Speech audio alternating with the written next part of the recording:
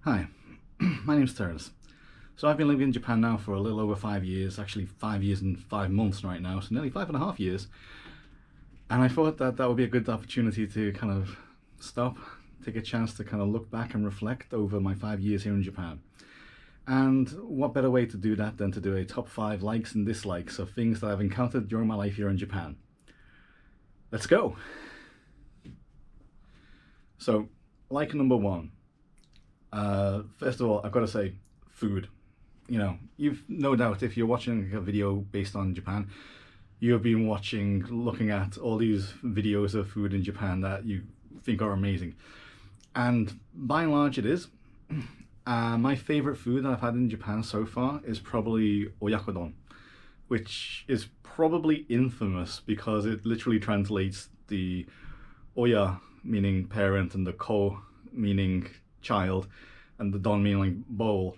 So oyakodon means parent-child bowl. It's chicken and egg in a meal. It's really gruesome when you think about it, but that's why I love it. Well, that plus it's tasty. So now, moving on to my dislikes. I'm gonna lay these dislike, dislike, you know, to avoid seeming too positive or to seem too negative, yeah? So my next thing, my dislike, is food. But wait a second, you just literally said that your like was food, so why is this dislike as well? Well, the reason why it's dislike is that I really like spicy foods. You know who doesn't like spicy foods? Japan. The number of times I've gone to a restaurant or bought something at the supermarket and it's had a warning label on it, you know, super spicy, beware. And I've gotten home, I've been really excited. I've sat down with it, I've got my chopsticks, got my fork, my knife and fork. And then I eat it, and it is the mildest thing. It's milder than white bread, you know. It is just tasteless. Well, not tasteless, that's the wrong word. It is tasteful. It is tasteful, tasty. But spicy, it is not. So that would be my dislike. Moving on to my second like. My second like is, and this is going to sound a bit strange, it is the convenience of everything. Japan is a extremely convenient country. I can walk 5-10 minutes and I will be at a convenience store with, you know, full delicious snacks, full delicious foods, where I can pay my bills, where I can I don't know, recharge my IC card, my travel card for using the subway. Very convenient, and all within a minute's walk. Even I'm currently living in Tokyo at the moment, but even in Gifu City, which, you know, many people in Japan will consider to be kind of countryside area. The amount of times I said to a student, oh, you know, I used to live in Gifu, and they go, oh, Gifu, oh my god, how did you live? And I say to them, very easily, very conveniently. Next to my apartment, I more or less next door was a convenience store. So even in the countryside, unless you're really in the Inaka, really in the rural Japan, you're gonna be living within, you know, reasonable distance of a convenience store. So really change that from convenience to convenience store, eh? Yeah, maybe I'll do it in the titles. My next dislike. This is something that I've noticed recently, and it's only since moving to Tokyo that I've noticed this. I've been to Tokyo a fair few times in the last 9 years, on holiday, on vacation, just for visiting while I've been here in Japan, living in Japan. But having moved to Tokyo 5 months ago, I've noticed now that people on subways are really rude. I mean, exceptionally rude. And the way that they kind of, not outwardly rude, you know, it's not like in Europe or America or somewhere you got people shouting at you or whatever. It's not that kind of rudeness. No, the rudeness I'm talking about is people on smartphones. They will literally just be walking slowly while they are checking their smartphones, completely blocking off the walking lanes. And on more than one occasion, I would say at least 2-3 times a day, I'll be walking behind someone who's already walking pretty slow, and then they'll just stop. It's have some spatial awareness, you know? It's just, but I guess that's just a sign of the times. I don't know what it's like in Europe at the moment because I've obviously been in Japan for the past 5 years. So maybe it's the same back home. I don't know. But that's one of my dislikes of Japan. So number three of my likes is the people. I really like Japanese people. I said a second ago that yeah, they are glued to their smartphones on the subway as such, and like well, when they're walking in the subway, and that's not great. But outside of that, when you are dealing with any kind of, I'd say most professional people in Japan, like most people in like a service role, will treat you very, very nicely. And it's a little different than it is in Europe and such, where it's kind of a fake niceness, if that makes sense. Like, don't get me wrong, I know that in my mind that some people here are also faking it, but I think they're more akin to kind of being truthful than we are in the West, where it's just kind of in the West it's something we do, where here it's something you are, in that sense. But it's not just like service people as well, it's people on the street, you know. The number of times I'd be just minding my own business, walking down the street in Gifu, and someone would come up to me and start a conversation, just, you know, interested in like, well, where are you from? What are you doing? This admittedly did stop once I'd been living in the area a while, and like people got to know me in the area, but at the start, yeah, absolutely. And even like now in Tokyo, which is, you know, like, no, foreigners are no really a strange sight to see here compared to like as they are in Gifu. People will still, you know, stop and ask. Like, so today, like, I'm wearing like this shirt, like the Halloween on Nightmare on Halloween t-shirt. Nearly forgot the name of the movie there. And yeah, people came up to me and started asking me about it. We were just starting a conversation about it. So, you know, that's great. It's like, it is. It's like being in Japan is a lot like being like a D tier celebrity or something. I don't know. But anyway, moving on to dislikes. So dislike number three, and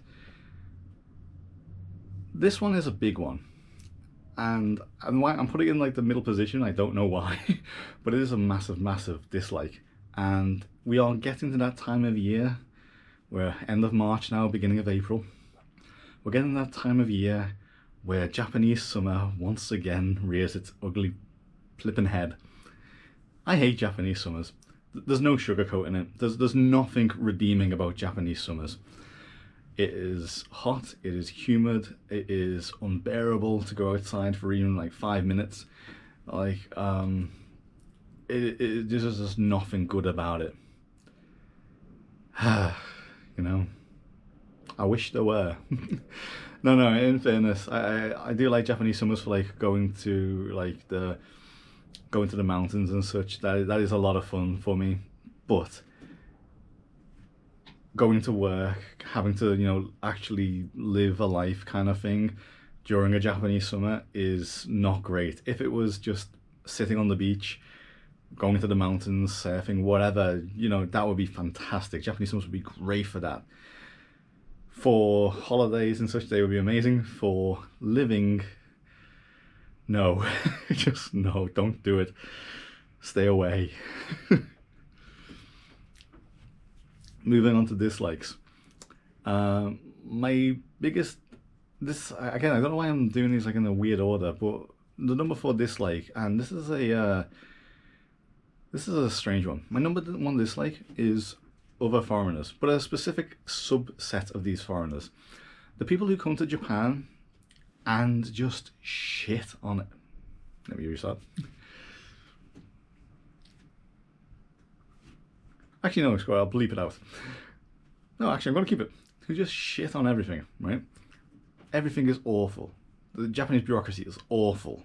The food is awful. The people are awful. The culture is awful. The weather is awful. Everything is awful.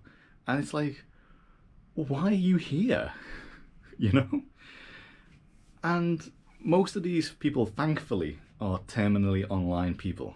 You know, and don't get me wrong, I'm posting this to YouTube. I am a terminally online person. But you do run into them people online and in person. The kind of people who just, you have to wonder, did they come to Japan because no other country would have them and the Japanese were just too quiet and like, you know, non-confrontational to kind of kick them out? Maybe, I don't know. I really dislike that. more than a few people I've had like that kind of conversation with, where it's like, you've never said a positive thing in your life, have you, about this place or any place? And just I can't deal with that negativity. I don't need it in my life, but they are here, sadly. Anyway, okay.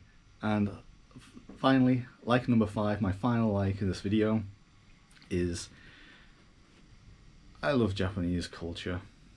There's just something so nice about walking through a very modern city, a city that is full of the latest technology, full of cars and vehicles and people wearing the latest fashions.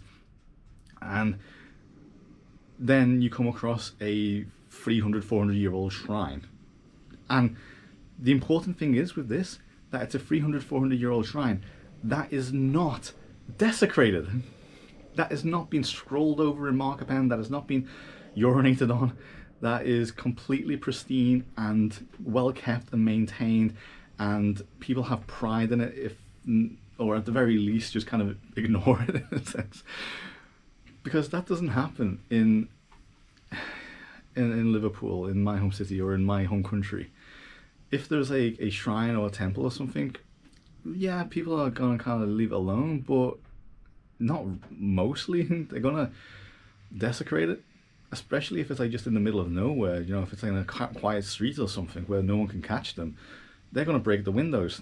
They're gonna like steal the bricks. They're gonna whatever. It's sad, but you don't have that here. You just have shrines. You just have these little worshipping places with their little red shawls and caps, like, which I know have a real name, and I'll probably put like a subtitle up on the video so you can see it.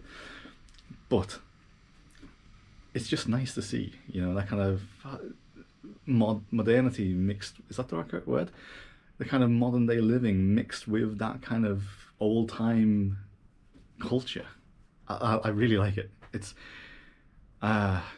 really nice to kind of see, and just kind of experience and live and be a part of. And yeah, and this brings me to the number 5 dislike of living in Japan. And it kind of follows on from what I was just saying a little bit, not majorly, but a little bit, which is that by and large, Japanese people are kind of stuck in a this is how we've done it, so this is how we're going to do it kind of mindset. Like, they can change, and I've witnessed, like, as Japanese people work more and more with foreigners, that it does change. I don't want it to change entirely, by the way, not at all. I want it to be a synthesis, not a replacement. But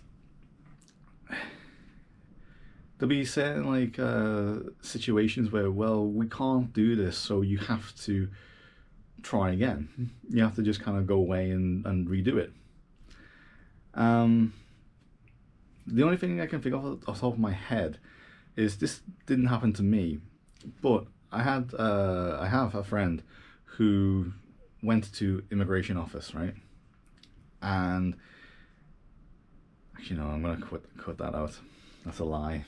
I'm just telling a story, a fictional story.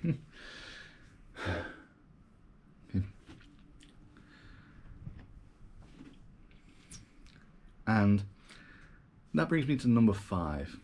And number 5 is kind of a big one. So remember earlier in the video when I said that Japanese people are very polite and like well-meaning? That might not be entirely true. The reason why I say this is recently I went to a Mossburger with another instructor, another colleague from work, right? And she is Japanese. She's like, I think she was raised in the UK, but she was like, but she's like Japanese parents and such. So we go to this Mossburger, and she goes first to like order her food. And she was raised in the UK. She doesn't have a full mastery of Japanese language or kanji, right? Because in effect, it's not her home language, it's not her home culture. But she looks Japanese, like, because she is genetically Japanese. And the staff were getting visibly irritated. Like, even though I couldn't understand the words entirely, I could kind of, I could hear that cracks in the voice, the voice of, I'm paid not enough to deal with, this kind of idiot who can't speak Japanese. This kind of, because they were thinking it's a Japanese person who's like, perhaps suffering from some kind of mental difficulties or something along those lines. So, the exchange completes. The exchange is like, the transaction is complete. She gets her order. She goes off upstairs, like to start eating her food, and then it's my turn. And I'm only ordering a black coffee, right? And my Japanese is not great. I've been here for 5 years, but my Japanese is nowhere near where it should be. I'm going to be entirely honest with that. I should be much better at Japanese, and I'm not. Please shame me for it. But I need the motivation. Please shame me. Please tell me. So I say, like, kohi onegaishimasu. And he says, like, the iced coffee or hot coffee, and I say, hot coffee, please. And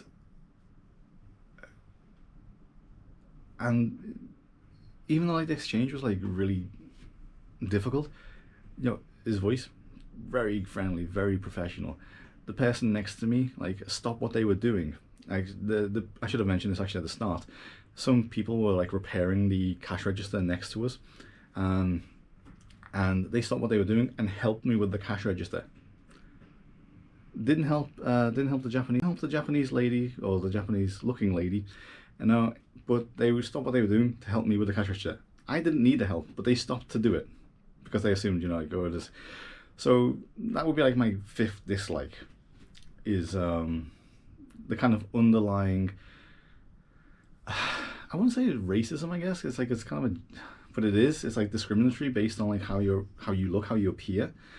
So keep that in mind when you're visiting Japan. They might have a big smile on their face, but they might not necessarily be so pleased to help you. Yeah, bit of a downer to end on, eh? But anyway, that's my top 5 likes and dislikes of Japan. By the way, those are in no particular order. Thank you very much for watching, and I hope to see you on the next video.